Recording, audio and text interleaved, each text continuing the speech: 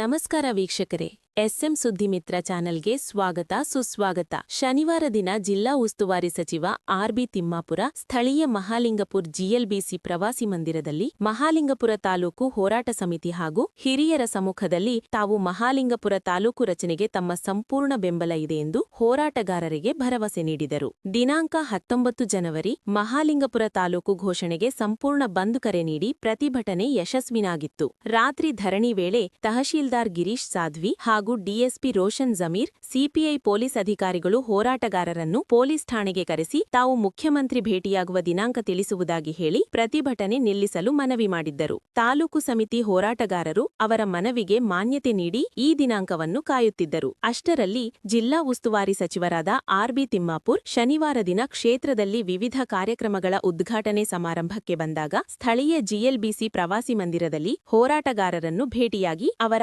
ಅಹವಾಲ ಆಲಿಸಿದರು. ಹೋರಾಟ ಸಮಿತಿ ಸದಸ್ಯರು ಹಾಗೂ ಹಿರಿಯರು ಸಚಿವರನ್ನು ಮಹಾಲಿಂಗಪುರ ತಾಲೂಕು ಘೋಷಣೆ ಮಾಡಿಸಿರಿ ಎಂದು ಮನವಿ ಮಾಡಿದರು. ಇದಕ್ಕೆ ಸ್ಪಂದಿಸಿದ ಸಚಿವರು, ರಾಜ್ಯದಲ್ಲಿ ಅನೇಕ ಕಡೆ ತಾಲೂಕು ಮಾಡಲು ಬೇಡಿಕೆಯಿವೆ. ಸರ್ಕಾರ ತಾಲೂಕು ರಚಿಸುವ ಪ್ರಕ್ರಿಯೆ ನಡೆಸಿದಾಗ ತಾವು ಖಂಡಿತ ತಾಲೂಕು ಮಾಡಲು ಪ್ರಯತ್ನಿಸುತ್ತೇನೆ ಹಾಗೂ ಮಹಾಲಿಂಗಪುರ ಮುಧೋಳ ಕ್ಷೇತ್ರದಲ್ಲಿದ್ದಾಗ ನಾನು 2 ಬಾರಿ ಗೆದ್ದಿದ್ದೇನೆ. ಈ ಕ್ಷೇತ್ರದ ಋಣ ನನ್ನ ಮೇಲೆ ಇದೆ. ಮಹಾಲಿಂಗಪುರ ತಾಲೂಕಾದರೆ ಮೊದಲು ನನಗೆ ಖುಷಿಯಿದೆ ಎಂದು ಭರವಸೆ ನೀಡಿದರು. ಹೋರಾಟಗಾರರು ಸಚಿವರನ್ನು ಇನ್ನೊಮ್ಮೆ ಮುಖ್ಯಮಂತ್ರಿಯನ್ನು ಭೇಟಿ ಮಾಡಿಸಲು ಮನವಿ ಮಾಡಿದರು. ಆಗ ಸಚಿವರು, ಆತುರ ಮಾಡಬೇಡಿ, ಸಮಯ ತಗೊಂಡು ಭೇಟಿ ಮಾಡಿಸುತ್ತೇನೆ ಎಂದು ಭರವಸೆ ನೀಡಿದರು. ಆಗ ಹೋರಾಟಗಾರರು ಹರ್ಷ ವ್ಯಕ್ತಪಡಿಸಿ ಸಚಿವರ ನಿಲುವಿಗೆ ಸ್ವಾಗತಿಸಿದರು. ಸಭೆಯಲ್ಲಿ ತಾಲೂಕು ಹೋರಾಟ ಸಮಿತಿ ಅಧ್ಯಕ್ಷ ಸಂಗಪ್ಪ ಹಲ್ಲಿ, ಪುರಸಭೆ ಅಧ್ಯಕ್ಷ ಯಲ್ಲನಗೌಡ ಪಾಟೀಲ್, ಮಾಜಿ ಜಿಲ್ಲಾ ಕೆಎಂಎಫ್ ಅಧ್ಯಕ್ಷ ರಂಗನಗೌಡ ಪಾಟೀಲ್, ಶಿವನಗೌಡ ಪಾಟೀಲ್, ಸಿದ್ದು ಪಾಟೀಲ್, ಪರಪ್ಪ ಬ್ಯಾಕೋಡ್, ಗಂಗಾಧರ್ ಮೇಟಿ, ಚನ್ನು ದೇಸಾಯಿ, ಚಿದಾನಂದ ಧರ್ಮಟ್ಟಿ, ಮಹಮ್ಮದ್ ಹುಲಿಕಟ್ಟಿ, ನಿಂಗಪ್ಪ ಬಾಳಿಕಾಯಿ,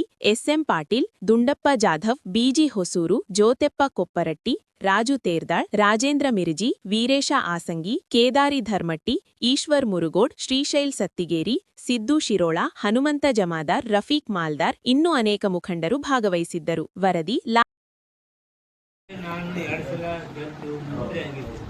ಇದು ಋಣ ಇದೆ.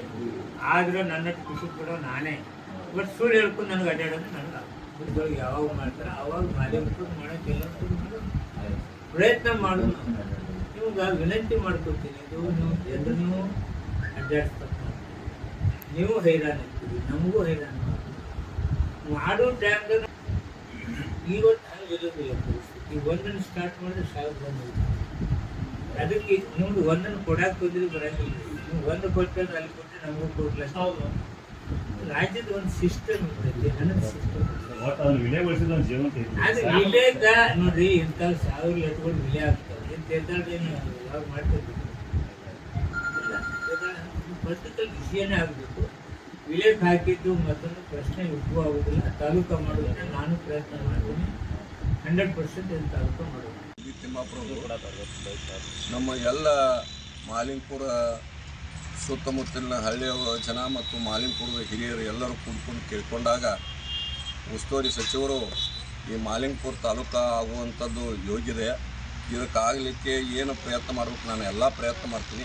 ನಿಮ್ಮನ್ನು ಕರ್ಕೊಂಡೋಗಿ ಮಾನ್ಯ ಮುಖ್ಯಮಂತ್ರಿಗಳ ಜೊತೆ ನಿಮ್ಮನ್ನು ಚರ್ಚೆ ಮಾಡಿಸ್ತೀನಿ ಅನ್ನುವಂಥದ್ದು ಒಂದು ಭರವಸೆಯನ್ನು ಕೊಟ್ಟಿದ್ದಾರೆ. ಅದಕ್ಕೆ ನಾನು 100ಕ್ಕೆ 100 ನಿಮಗೆ ಸಪೋರ್ಟ್ ಮಾಡ್ತೀನಿ, ಆಗುವಂಥ ವ್ಯವಸ್ಥೆ ಮಾಡ್ತೀನಿ ಅನ್ನುವಂಥದ್ದನ್ನು ಭರವಸೆ ಕೊಟ್ಟರು. ಅದಕ್ಕೆ ಅವರ ಮುಂದಿನ ಟೈಮ್ ಕೊಡುವವರೆಗೆ ನಮ್ಮ ಎಲ್ಲ ಹೋರಾಟಗಾರರು ಕಾಯ್ದು ನೋಡುವಂಥ ಒಂದು ವ್ಯವಸ್ಥೆ ಐತಿ. ಅದನ್ನು ನಿರ್ಧಾರ ತಗೊಂಡಿದ್ವಿ. ಸರ್ಕಾರದ ಮೇಲೆ ಒಂದು ಎಲ್ಲರದ್ದು ನಂಬಿಕೆ ನಮ್ಮ ತಾಲೂಕು ಆಗ್ತಾ ಇದೆ ಅಂತ ಅನ್ನುವಂಥದ್ದು.